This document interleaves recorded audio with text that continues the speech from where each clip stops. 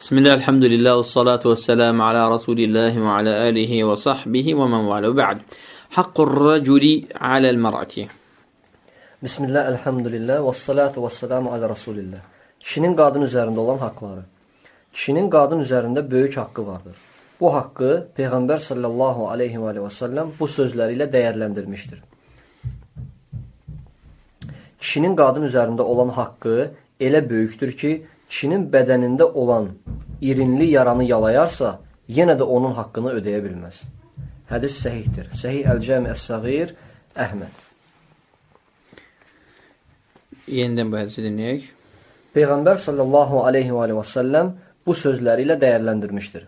Kişinin qadın üzərində olan haqqı elə böyükdür ki, kişinin bədənində olan irinli yaranı yalayarsa, yenə də onun haqqını ödəyə bilməz.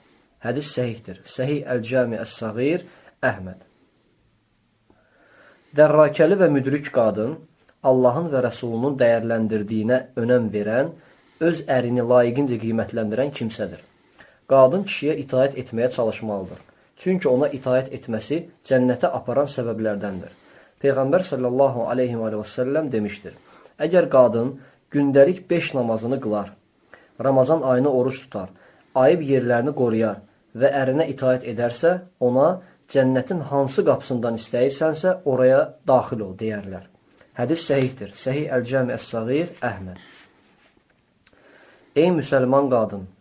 Gördüyün kimi, Peyğəmbər sallallahu aleyhi ve sellem ərə itaət etməyi namaz və orucla bərabər tutaraq cənnətə daxil olmaq üçün səbəb kimi qeyd etmişdir. Sən də ona itaət et, asilikdən uzaq ol. Çünki qadın ərə asilik göstərməklə uca Allahın qəzəbinə gələr. Peyğəmbər sallallahu aleyhi ve sellem demişdir. Nəfsim əlində olana and olsun, o kişi ki, qadınını yatağa dəvət edər və qadın bundan imtina edərsə, əri ondan razı olana qədər göydə olan ona qəzəblənər. Hədis səhihdir. Səhih Əl-Cami Əs-Səğir, Muslim. 1. Ey müsəlman qadın! Sənin boynuna düşən borc... Hədisi necə başa düşdünüz? Şərh edin mənə zəhmət olmasa. Hədisi təzən eləyək. Peyğəmbər sallallahu aleyhi ve sellem demişdir. Nəfsim əlində olana and olsun ki... Allaha subhanahu teala'ya and olsun ki, o kişi ki, qadınını yatağa dəvət edər və qadın bundan imtina edərsə, bəli, əri ondan razı olana qədər göydə olan ona qəzəblənər. Yəni cümləni indi ərəb formasından çıxardaq. Yəni təzən oxuyaq.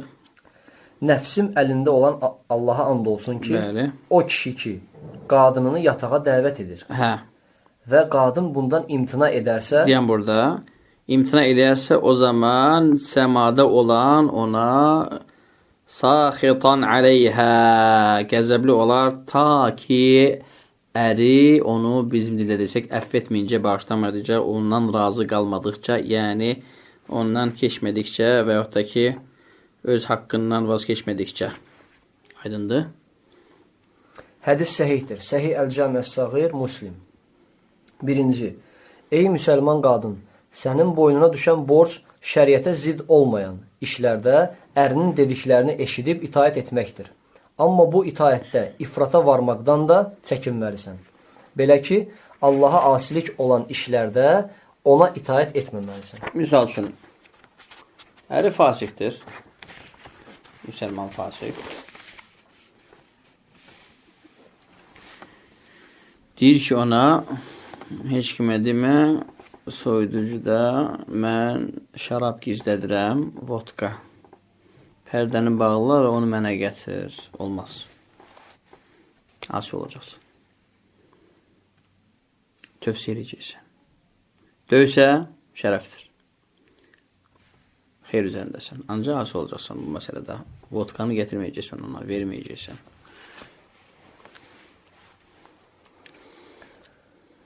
Belə ki, Allaha asilik olan işlərdə ona itaət etməməlisən. Əgər sən belə işlərdə itaət etsən, o zaman günah sahibi olacaqsan. Belə asiliklərdən, məsələn, ərin üçün bəzənməkdən ötürü üzünün tüklərini yolasan. Halbuki Peyğəmbər sallallahu aleyhi ve sellem demişdir. Tükləri yolanı və yoldurtanı Allah öz mərhəmətindən məhrum etmişdir. Buxari, Muslim, Əbu Davud, Tirmizi, İbn Macə. Burada üzün tükü, möhtərəm qardaşlar, vallahu aləm nəzərdə tutulur qarşılarını yontmaq. Aydındır? Qarşılarını yontmaq nəzərdə tutulur. Ən-namisata vəl-muntamisa. Və burada hədisdə gəlir ki, fəqat la'anən nəbiyyü sallallahu aleyhi ve sellem, Allah nəbisi sallallahu aleyhi ve sellem bunu edəni lənətləmişdir. Burada lənət, Allah Taala'nın rəhmətindən uzaq düşmək. Aydındır. Muttafaqun aleyh, əxrəcəl Buxari, Muslim və Davud və Abu Davud və Nəsai və Tirmizi və İbn Macə. Hadisun sahihun. Həmçinin belə asiliklərdən başqalarının önündə arvadının gözəlliyi ilə öyünsün deyə hicabsız çölə çıxması. Bəli. Bu şeydə ona itaat edə bilməzsən. Dəyyus olmaq istəyir. Cəhənnəmə getmək istəyir. Rəbbini qiyamət günü ona qəzəbli, danışdırmayan, günahlarından təmizlənməyən və şiddətli əzab ilə yaxılacaq görmək istəyirsə, onun öz işi. Sən niyə ona taat edirsən bu məsələdə? Yoxsa şərik olmaq istəyirsən əzabda? Olmaz. Halbuki Peyğəmbər sallallahu aleyhi və səlləm demişdir. Ümmətimdən mənim görmədiyim cəhənnəmlik olacaq 2 qrup insan vardır. Bir qrup əlində inək quyruğuna bənzər qamçılarla insanları vuracaq. Bu, adətən əlində güc səlahiyyəti olub, bununla insanlara əziyyət verənlərdir. Tərcüməçidən. Digəri isə şəffaf paltar geyinib, lüt üryan gəzən, وَنِسَاءٌ كَاسِيَاتٌ عَارِيَاتٌ مَائِلَاتٌ مُمَيِّلَاتٌ مَائِلَاتٌ رُؤُسَهُنَّ digəri isə şəffaf paltar geyinib, lüt üryan gəzən, bu əməlini başqasına göstərən, haqdan üz çevirən, başları əyilmiş dəvə hörgücünə bənzər qadınlardır. Yəni, açıq-saçıq geyinməklə öz gözəlliklərini ətrafa nümayiş etdirən. Bura yarım hicablar da aiddir. Çolka ortada, çöldə, dəvə hörüyü kimi ortadan çıxıb, hicab yarısı, başın yarısını örtür, ancaq qafanı örtür. Çolka yuxarıda, nə bilim, boğaz biraz açıq, nə bilim, sırğalar çöldə. Nə ondandır, nə bundan, bilmirsən nədir? Yəni, açıq-saçıq geyinməklə öz gözəlliklərini ətrafa nümayiş etdirən, saçlarını dik hörüb evindən çıxanlardır. Tərcüməçidən. Təbii ki, şər'i hicab olmayan hər bir şey bunun içine girir. İstər tamamilə saçı çöldə, istər saçının böyük bir hissəsi çöldə olsun, digər hissəsi bağlı olsun belə. Onlar cənnətə daxil olmayacaq, iyini duymayacaqlar. Alimlər deyirlər ki, cəhənnəmdə əbədi qalmaq cəzası bu əməlinin haram olduğunu bilib, onu halal hesab edib, bununla da kafir olaraq əbədi cəhənnəmdə qalanlara aiddir. Digər mənada isə belə insan ilk dəfədən cənnətə daxil ola bilməyəcək və uzun müddət cəhənnəmdə yanacaqdır. Tərcüməçidən. Niyə görə bu tərcümədə şərhə ehtiyac var? Çünki hədisin mətni zəcr babında həqiqətən şiddətlidir. Lə yədxulunəl cənnə. Cənnətə girməzlər, daxil olmazlar. Və lə yecidunə rihəhə. Və onun koxusunu belə duymazlar. Və innə rihəhə lə yucədu min məsirəti kəzə və kəzə. Hədislərdən oxuyaq. Onun ki, iyi, koxusu. Onlar cənnətə daxil olmayacaq. İyini duymayacaqlar. Halbuki onun iyi filan məsafədən, başqa rəvayətə əsasən 500 illik məsafədən gəlir. Hədis səhihdir. Səhih Əl-Cəmi Əs-Səğir, Muxtəsər Səhih Muslim. Və 2 dənə şərh var burada. İlkin olaraq ateşə girəcəklər, sonra Allah Subhanahu rəhməti altında. Allah Subhanahu ixtiyar edəcəkdir. Kiminsə neçə illər, min illər saxlayacaq orada, yandıracaq. Kimisində Allah Subhanahu istəsə tez çıxardacaq. Ancaq kimi əbədə saxlayacaq bu sinif qadınlardan? O kəs ki, bunu əsla halal etmişdir, istihlal etmişdir. Beləliklə neyləmiş? Kitabullaha təkzib etmiş hökmü ilə dindən çıxır. O zaman doğrudan da hədis ona tətbiq olundu. Lə yədxulunul cənnə. Cənnətə əsla girməzlər. və onun iyini belə əsla duymazlar. Halbuki onun iyi masirətə kəzə və kəzə belə və belə filan məsafəni qət edər. Hədis muxtasar Muslim. Sahihdir hədis. Asilik sayılan digər günah iş, aybaşı zamanı və ya Allahın haram etdiyi yolla cinsi yaxınlığa icazə vermək. Peyğəmbər sallallahu aleyhi və səlləm demişdir. Bax, burada nədir? Qadının günaha girməsinin əhkamları gedir də. Qadın icazə verirsə, bu günahı daşamış olur. Peyğəmbər sallallahu aleyhi və səlləm demişdir. Kim aybaşı olan qadınla və ya arxa orqandan cinsi yaxınlıq edərsə, yaxud sehirbazın yanına gəlib, onun dediklərini təsdiqləyərsə, artıq Məhəmmədə nazil olana küfür, imansızlıq təksib etmişdir. Hədis səhihdir. Ədəb-uz Zifaf, səhifə 31, İbn Macə, Tirmizi, onun rəvayətində dediklərini təsdiq edərsə sözləri yoxdur. Sehirbaz babında, hə?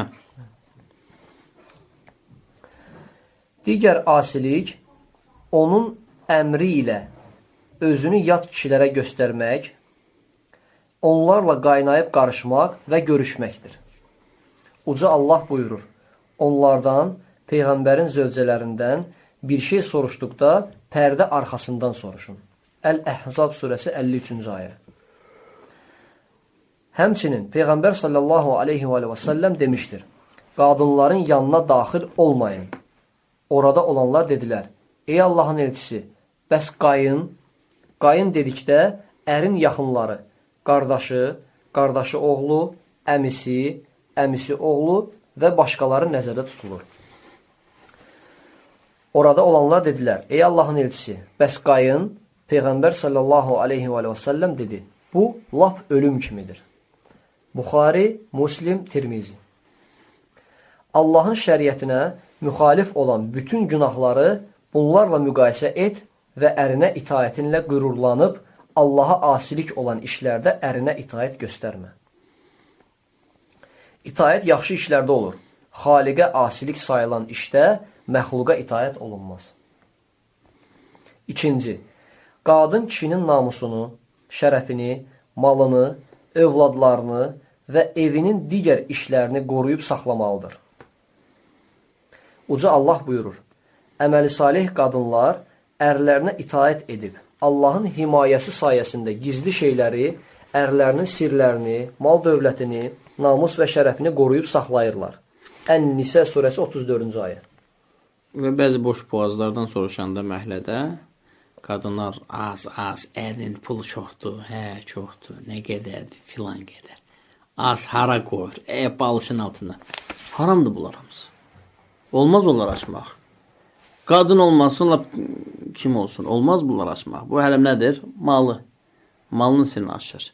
O ki qaldı, irz, namus, lap betərdir. Aydındır. Bunlar qətiyyən danışılmayan şeylərdir. Bunu edənlər heç bir zaman salih ola bilməzlər. Ta ki, tövbə etməyib, düzəlməyincə. Həmçinin Peyğəmbər sallallahu aleyhi və səlləm demişdir, qadın ərinin evində gözətçidir və orada olanların məsuliyyətini o daşıyır. Buxari, Muslim. Üçüncü, kişinin qadın üzərində olan digər haqqı, qadının onun üçün bəzənməsi, gözəl görsənməsi, daim üzünə gülümsəməsi, qaş qabaqlı gəzməməsi, ərinin xoşlamadığı surətdə olmamalıdır. Təbərani Abdullah ibn Səlamın hədisindən rəvayət edir ki, Peyğəmbər sallallahu aleyhi və səlləm demişdir, ən xeyirli qadın o kimsədir ki, onu görmək səni sevindirsin. Yoxsa kişi yazıq gəlir və görür ki, arvadın saçı un, xəmir, yağa bulaşıb, fartuxla, əyin başı dolaşıq, özündən də hər cürə bozbaş iyi gəlir və kişi bu saçca fitnə mövdu ilə gəlir, yəni şəhərdən gəlir. Orada mümeyyilətil, məyilətil, kəsiyyətil, rasiyyətil, ariyyət gördü, çaşdı, indi onu evdə axtarır, halalında. Gələndə də evdə bibi görür az qalıb. Aydındır. Nəticədə nə olur? Hədisə müxalif olmur. Hədisə müvafiq olmur bu qadın etdiyi əməl. Xayrun nisəi mən təsurruka idə əbsart. Oxun hədisi. Ən xeyirli qadın o kimsədir ki, onu görmək səni sevindirsin. Əmr etdikdə sənə itaət etsin. Sənin və var dövlətin haqqında bildiyi sirləri özündə saxlasın. Bəli.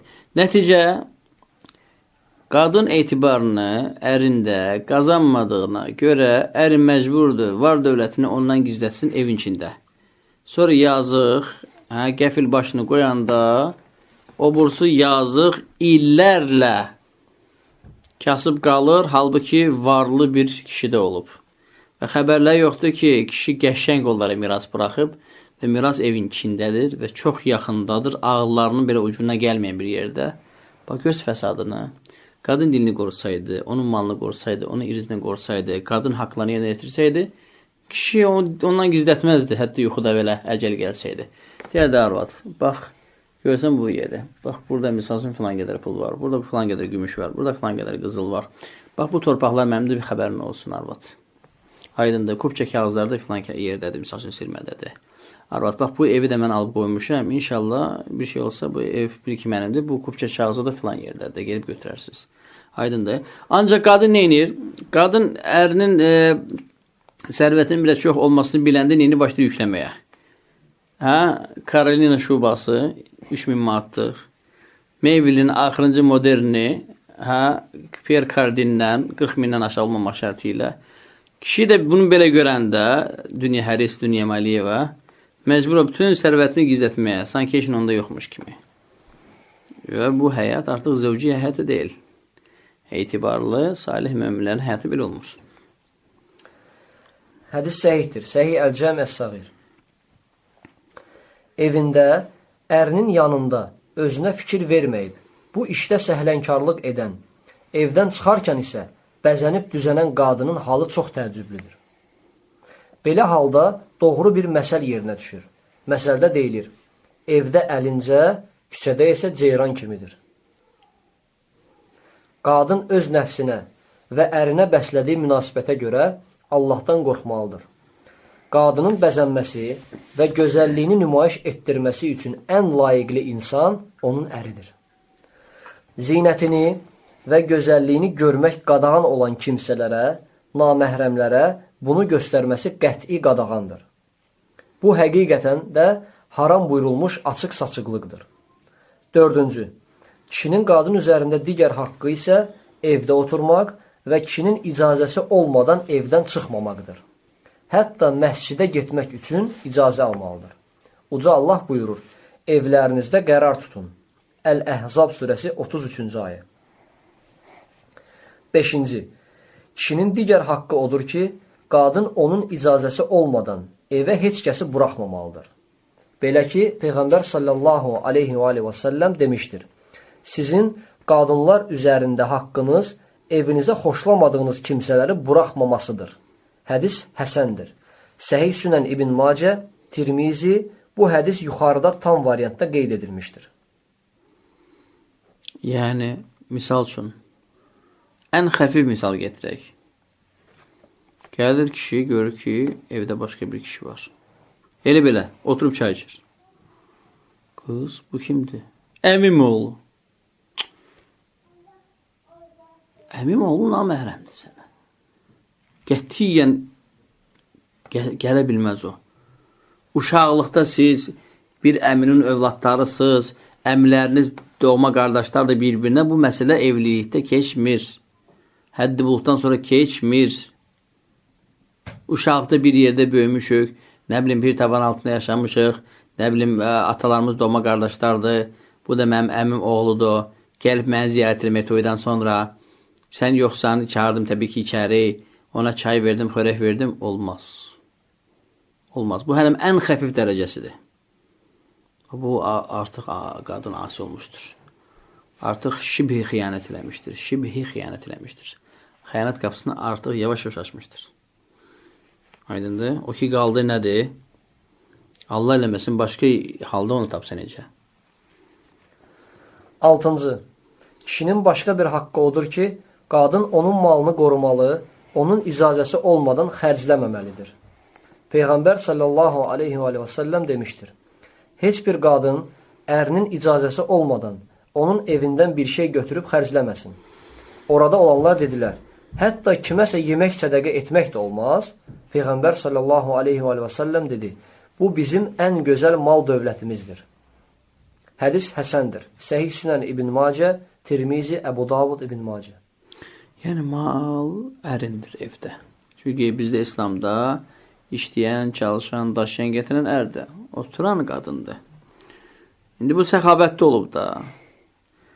Ərinin malını paylayır, əl açıq olub. Özü çox paylayır. Qucaq-qucaq. Soruşurlar, ya Rasulullah, əgər payladığı yeməkdirsə əsla, Rasulullah sallallahu onlara xəbər verir ki, bu malımızın ən gözəldir.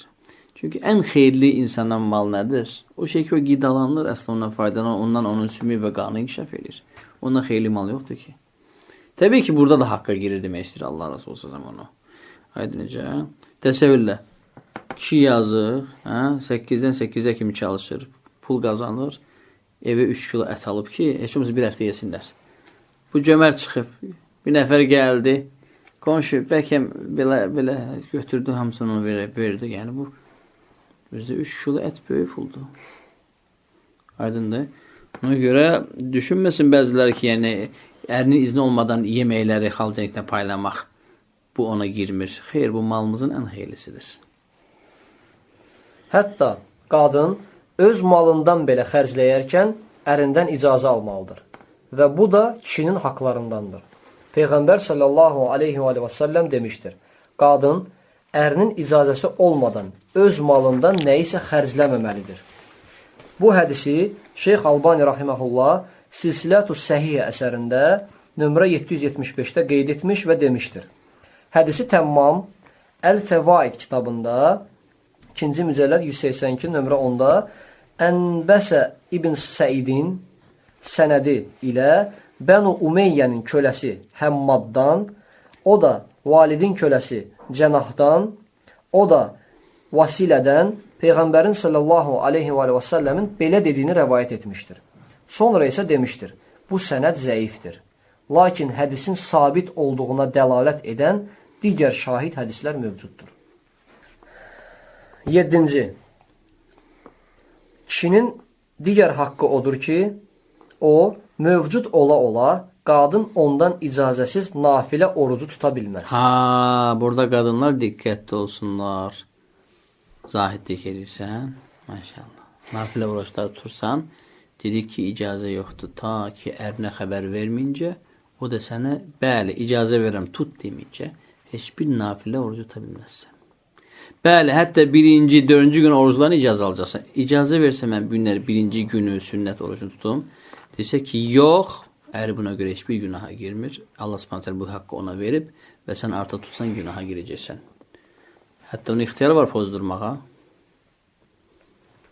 Neynəsin insan? Bir həftədə onsuz da haqqını vermirsən, kölə gedəcək. Aydındır. O zaman yəni mütləq o qadın icazə almalıdır nafilə oruclar məsələsində. Çünki məlumdur ki, oruç tutmuş qadın artıq toxunulmaz olur. Sanki özünü haram edir özü ərinə. Təbii ki, fərz Ramazan orucu buna adiyyət yoxdur.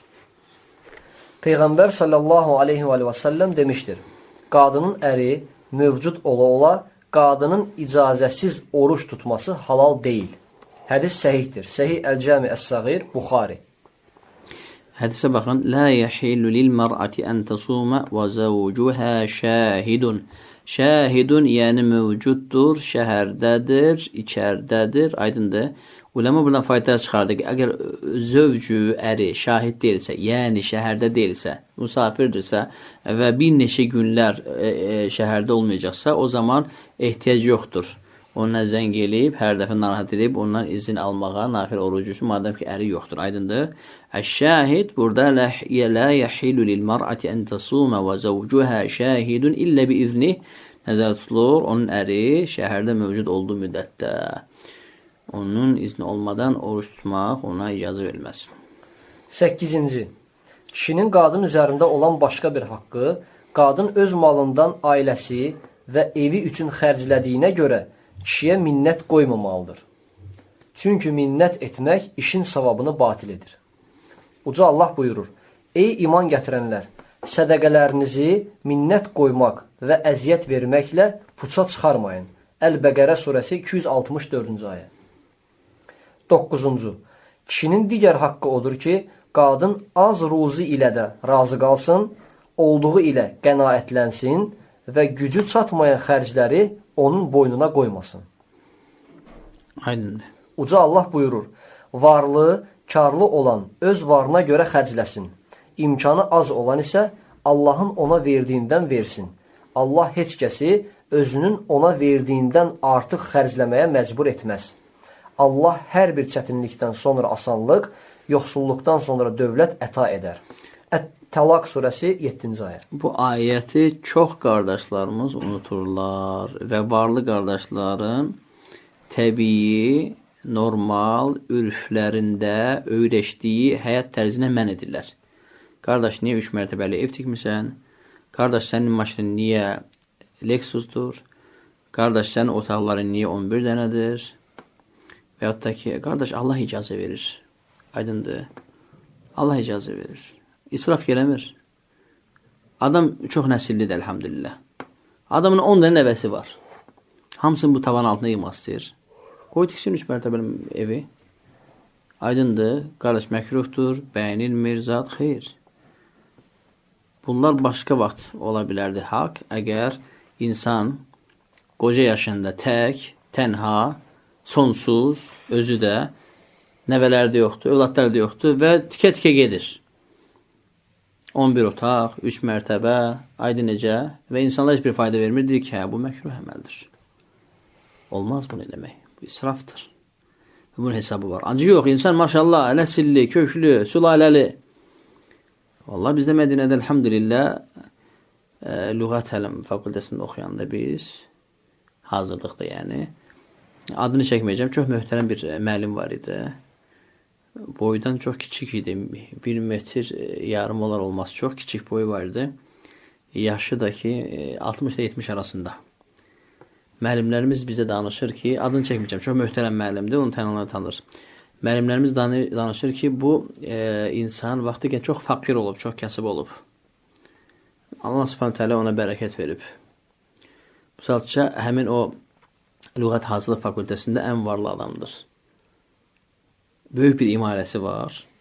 İmarəsində 150 nəfər öz belindən olan nəsil yaşayır. Yəni 4 nəfər həyat yoldaşı var. Hər 4 nəfər yoldaşından oğullar və qızlar ərli olaraq orada yaşayırlar. Nəvələri, nəticələri, kötücələri hamısı 150 nəfərdən ibarət bir dənə bütöv ailə, bir dənə tavan altındadır. Böyük bir imarətdə. Aydındır. Elhamdülillah. Və həmçinin həmin məkruh deyən insanlar özləri baxsınlar alimlərin, Rabbani alimlərin həyatına. Görərsən ki, Rabbani alimlər, şəxsən Mədinə alimlərindən bəzilərini tanıyıram mən, evlərinin yanından keçdim və hətta onları evindən çıxarıb məscidinə girən gördüm. Evləri çox böyükdü. Çünki elhamdülillah bəzilərinin 3, bəzilərinin 4 həyat yoldaşı var. Ailələri çox, övladları çox. Aydın necə? Problem yoxdur. Allah Azze ve Celle buyurur ki لِيُنْفِقْ ذُو سَاعَةٍ مِنْ سَاعَتِهِ Həmçinin adam təzə evə köçüb və istəyir ikram eləsin həyat yoldaşına, yeni modern mebillərlə bəzəsin evini. Bunun imkanı çatır. Qoy eləsin. İfrata varmadan, təfrit də eləmədən eləsin. Aydındır. Allah Azze ve Celle buyurur. Uca Allah buyurur. Varlı, karlı olan öz varına görə xərcləsin. Tamam, Allah icazə verir bunu. İmkanı az olan isə Allahın ona verdiyindən versin. Yəni. Allah heç kəsi özünün ona verdiyindən artıq xərcləməyə məcbur etməz. Bəli. Allah hər bir çətinlikdən sonra asanlıq, yoxsulluqdan sonra dövlət əta edər. Bəli. Ət-Təlaq surəsi 7-ci ayə. Bəli. 10-cu. Kişinin digər haqqı odur ki, qadın uşaqların tərbiyəsini gözəl şəkildə səbirlə həyata keçirməli, kişinin yanında uşaqlara qəzəblənməməli, onlar üçün bəddua etməməli və söyməməlidir. Çünki bu kimi şeylər ona əziyyət verə bilər. Halbuki Peyğəmbər sallallahu aleyhi və səlləm demişdir. Dünyada qadın öz ərinə əziyyət verdikdə onun hurul eyndən olan arvadı deyər. Allah səni mərhəmətindən qovsun. Ona əziyyət vermə. O sənin yanında qonaqdır. Bizim yanımıza gəlməyinə az qalıb. Hədis səhihdir. Silsilətü səhihə Tirmizi. 11-ci. Kişinin digər haqqı budur ki, qadın onun ata-anası və digər qohumları ilə xoş davranmalıdır. Kişinin ata-anasına və qohumlarına pislik edən qadın kişiyə heç bir yaxşılıq etməmiş kimidir. 12-ci. Kişinin digər haqqı odur ki, qadın heç vaxt kişinin yaxınlıq istəyindən imtina etməsin. Peyğəmbər sallallahu aleyhi və səlləm demişdir.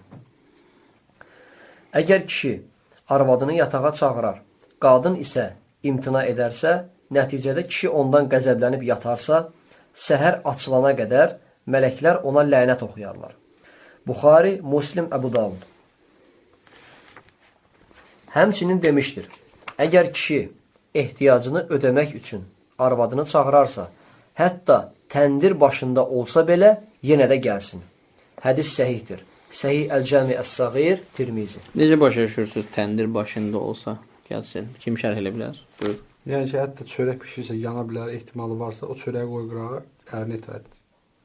Buyur. Əndə gördüyü vacib iş varsa, o vacibi qoysun qırağa, yenə gəlsin. Bəli, ikisinin də şərh eynidir. Aydındır. Təndir başında olan iş ən məsuliyyətli işdir. İnsan una, suya, xəmirə bulaşıb, əli xəmirdir, yumağa ehtiyacı var. Burada da atəş tonqal qalanıb. Burada da xəmirlər içəridə nədir? Yana bilər və s. Neyəcək? Təndirə tez su tökəcək. Təndir həmin an ani sönəcək. Aydın necə? Və tez əllərini yuyacaq, fartonu çıxardacaq. Qurtardı. Yəni işi dərk edəcək. Qoy bir dənəsini qızarıq, burası da pişsin, burası yanacaq. Yox, mən bunu buraxıb gələ bilmərəm. Olmaz. Aydın necə? Yəni, həmin an mütləq işi yarımca buraxmalıdır. Və bu ona taət olaraq bəs eləyər. 13-cü. Kişinin qadın üzərində olan digər haqqı odur ki, qadın onun və evinin sirlərini saxlasın və heç bir sirri kənara çıxarmasın. Qadınların diqqətsizlik göstərdikləri ən təhlükəli sir ərlə arvad arasında olan yataq sirlərinin açılmasıdır. Peyğəmbər sallallahu aleyhi və səlləm bunu qadağan etmişdir. Əsma bint Yezid radiyallahu anhə deyir ki, mən Peyğəmbərin sallallahu aleyhi və səlləmin yanındaydım və orada başqa kişi və qadınlar da əyləşmişdilər. Bu zaman Peyğəmbər sallallahu aleyhi və səlləm dedi, bəlkə hansısa kişi ailəsi ilə etdiyini, qadın da əri ilə etdiyini başqasına danışır. Hamı sakit durdu. Mən isə dedim, bəli ey Allahın elçisi, Allaha and olsun ki, bunu qadınlar da edir, kişilər də. Bunu qadınlar da danışır, kişilər də danışır öz aralarında. Peyğəmbər sallallahu aleyhi və səlləm dedi, belə etməyin. Bu yolda gedən bir şeytanın qarşısına çıxan şeytanı ilə insanların gözü önündə cinsi əlaqəyə girməsinə bənzəyir. Hədis, o qədər ağır günahdır, təsəvvürün. Hədis səhihdir. Ədəb-ü Zifaf, səhifə 72, Əhməd. 14-cü. Kişinin digər haqqı odur ki, qadın həyatını yalnız onunla yaşamağa cəhd etməli və üzürsüz yerə talaq, boşanma istəməməlidir. Soğban radiyallahu anhu Peyğəmbərin sallallahu aleyhi və səlləmin belə dediyini rəvayət edir. Səbəbsiz yerə ərindən talaq, boşanma istəyən qadına cənnətin iyi haram olar. Hədis səhihdir. Əl-İrva, Tirmizi, Əbu Davud, İbn Macə. Deməli, qadın neyniyir? Səbəbi yoxdur, deyir, məni boşa. Tərsliyi düşüb. Boş qısqanclıq oyanıb ondan. İntiqam hissidir. Boş. Nəsə, çox yuxarıdan görür özünü. Məni boşa. Səbəb yoxdur aslında baxanda. Heç bir səbəb. Cəzası nədir? Əyyəmə mürəətin səələt zəvcəhə at-talaqa min qeyri mə bə'sə fəharamun aleyhə raihətul cənnəti əv kəmə qalə aleyhissalatu vesselam. Hədis oxuyaq. Soğban radiyallahu anhu Peyğəmbərin sallallahu aleyhi və səlləmin belə dediyini rəvayət edir. Səbəbsiz yerə ərindən talaq, boşanma istəyən qadına cənnətin iyi haram olar. Hədis səhihdir. Əl-İrva, Tirmizi, Əbu Davud, İbn Macə. Həmçinin demişdir, səbəbsiz yerə boşanma tələb edən qadın iki yüzlüdür, münafiqdir. Hədis səhihdir. Səhih Əl-Cəmi Əs-Səğir, Silsilətus Səhihə, Tirmizi. Bunlar ərin qadının üzərində olan hüquqlarıdır. Hər bir qadın bu hüquqları layiqincə yerinə yetirmək üçün canfəşanlıq göstərməlidir. Qadın bəzən ona qarşı edilən haqsızlığa göz yummalıdır. Çünki belə halda ər arvadın məhəbbəti və mərhəməti davamiyyətli olar. Evlər islah edilər və bu evlərlə bütün bir cəmiyyət düzələr. Analar bilməlidirlər ki, onların boynuna düşən məsuliyyət odur ki, onlar qızlarına ərlərinin hüquqlarını öyrətməli və bu hüquqları toydan öncə qızlarına xatırlatmalıdırlar.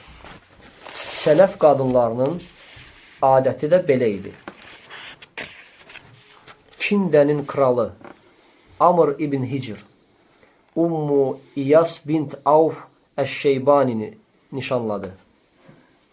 Toy vaxtı gələndə anası Umamə bint Əl-Haris qızını təkliyə çəkib nəsihət etdi və ona xoşbəxt ailə həyatının əsaslarını və ərinin onun üzərində olan haqlarını açıqladı və dedi: Ey qızım, qarşındakı şəxsin gözəl əxlaqlı olduğuna görə ona nəsihət etmək gərəkmirsə, sən də bu qismə aidsən. Lakin bu deyəcəyim sözlər qəflətdə olana bir xatırlama, aqil insana isə azuqədir. Ata-anasını çox istədiyinə və onların güclü ehtiyacı olduğuna görə ərindən imtina edə bilən qadın varsa, sən onların ilkisən. Amma qadınlar, kişilər isə qadınlar üçün yaradılmışlar. Ey qızım, sən öyrəşdiyin ab-u havanı tərk edib, yaşadığın mühitdən uzaqlaşıb, bu vaxta qədər tanımadığın bir yerə, dostluq etmədiyin yoldaşın yanına gedirsən. Hansı ki, o öz mal mülkü ilə sənə himayəçi və ağa sayılır. Sən onun köləsi ol ki, o da sənin üçün gözəl kölə olsun. Onunla münasibətdə bu 10 xüsusiyyəti qoru ki, sənin üçün dayaq olsun. Birinci və ikinci xüsusiyyət. Səmimi şəkildə itaət et, sözünü dinləyib əməl et. Üçüncü və dördüncü xüsusiyyət. Onun göz və burun hissiyatlarına diqqətlə yanaş. Yəni çalış, heç vaxt səndə xoşa gəlməz hal görməsin və hər zaman səndən xoş iyi duysun. Beşinci və altıncı xüsusiyyət. Onun yatmaq və yemək vaxtlarına diqqət yetir, çünki güclü aclıq hissi coşqunluğa, yarımçıq yuxu isə qəzəbə səbəb olar. Yeddinci və səkkizinci xüsusiyyət. Onun var dövlətini, abır həyasını və ailəsini qoru. Var dövləti qorumaq üçün onu lazımlı yerlərə xərcləmək, ailəni qorumaq üçün isə yaxşı tədbir görmək lazımdır. 9-cu və 10-cu xüsusiyyət, onun əmrlərinə asi olma və sirrini açma. Əgər sən onun əmrlərinə müxalif olsan, onu qəzəbləndirər, sirrini açsan, onun cəzasından aman tapmazsan. Həmçinin o, kədərli olarkən onun yanında sevinmə, o sevincək olanda isə onun yanında qəm-qüssəyə batma. Fiqhus Sünnə 2-ci mücəlləd 200-cü səhifə. Ey Rəbbimiz, bizə zövcələrimizdən və uşaqlarımızdan sənə itaət etməklə bizi sevindirib, gözümüzün işığı, bəbəyi olacaq övladlar ehsan buyur və bizi müttəqilərə imam rəhbər et. Amin. Həzə və sallallahu və səlləmə alə nəbiyyə Muhammedin və alə alihi və sahbihi ecmaîn.